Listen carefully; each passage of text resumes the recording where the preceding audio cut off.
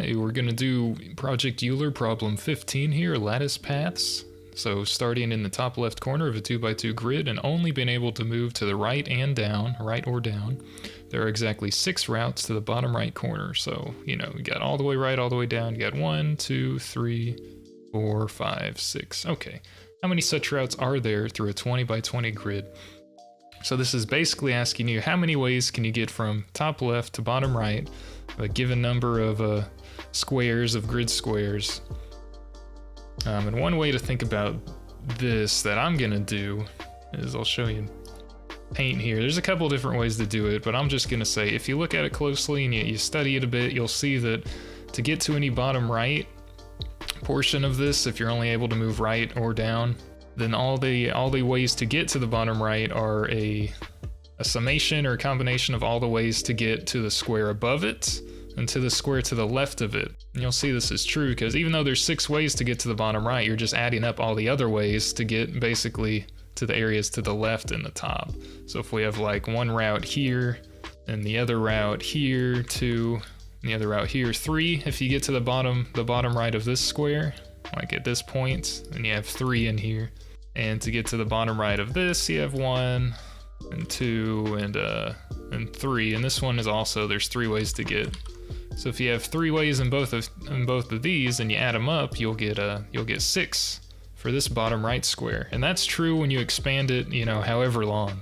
So that's basically what we're gonna do, and it makes it really short and easy to code. But if that doesn't make too much sense, you can think of it as a coordinate system, a grid. So if you're starting the top left and it's 0, 0, so we're going to 2, 2.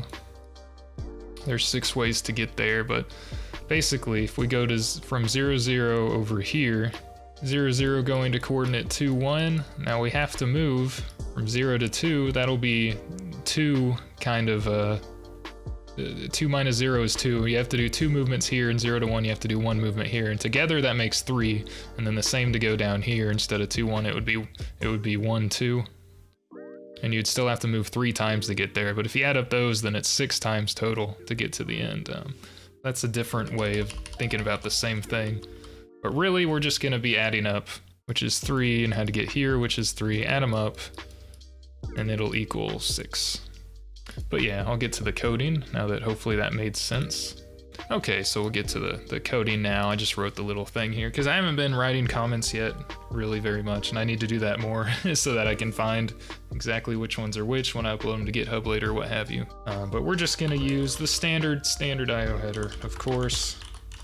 Because what else do you ever need? You can code without the IO header if you want. You just have to put a prototype for the printf call or whatever you're going to use, especially if you're using GCC compiler, because it has a ton of built-ins. You don't really need to include this, but I guess it's better in standard practice to actually use the includes. So I'm going to do that, as well as doing your int argc and character argv, you know, your argument vector and stuff. But I am not going to use those because I don't really need them in these short examples. We're gonna have a long unsigned, and then you can probably just do an int actually on a lot of things too. I'm just doing this to make sure for my system. I don't really like development on Windows, but I do it because that's what I'm recording these on. It does give me an error when I try to use printf because Windows, the way mine is set up, does not like %LD, it doesn't like me typing that, so I'll get some warnings, but it'll still work fine. But the first thing we're gonna do to make it work like how we showed in the little paint thing is, the little paint example is we're gonna initialize our grid to 1s all around, and basically the leftmost border of squares, like 0, 0 to 0, 19, however you think of it, are gonna be 1s. And then 0, 0 to 19, 0 are gonna be 1s. We're not gonna use the leftmost or the topmost border, as you will, of squares. But we're gonna initialize them all to 1 so that adding them up works. And we're gonna do 1 greater than the size of our grid. Going all the way to 21 because 0-based indexes are fun, why not? We're gonna do the same thing for J. We're just using I and J as our array indexes here.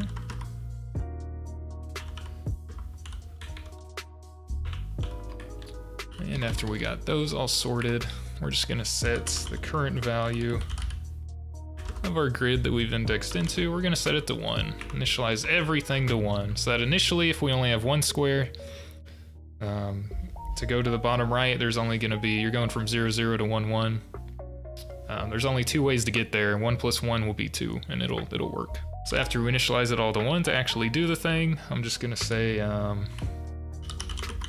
we'll say grid square in bottom right will be equal to sum of top and left squares, if that makes sense. But really, we're just gonna go back through the whole thing. Pretty much. With the little differences, we're gonna start at 1, 1, because we don't need to include zeros in here, because we're gonna account for it inside our little calculation. But starting at 1 at both of them, our current ij grid index will be equal to the sum of the left square, which will be I minus 1 j, however you want to think of it, plus the index at I j minus 1. So you could switch these around, should still work and be fine, but we're adding, if we have a square here, we're adding the left one, I minus 1j, and the top one, ij minus 1. The ways to get there, we're adding them both, and that'll equal the ways to get to the bottom right. Really, that's all you need, and that'll work. I think you're making a sort of Pascal's triangle thing, if I remember right. But this one's really short and sweet, and it is fine. And it works out great. It compiles, it runs pretty fast, it's good all around. But at the end, your answer, since you're adding them up and making them equal to the grid index, your answer will be at the last index, which will be 2020. It'll be a big old number, which I already have the answer if you were watching, but we'll just show it here. And I made main and int, so we're gonna return 0. We should be able to compile it all right if I get the command prompt up. And see, it gives me warnings about it doesn't know about these type conversions and things because Windows is great, but if we just run it, it works, and we get our answer here, 137,846,528,820. So if you want to do this, maybe if you're a math major, you know math a bit more, another way to do this is I believe a permutation is a way to do this. You're getting the combination of all ways to get from 0, 0 to 2020 in a way.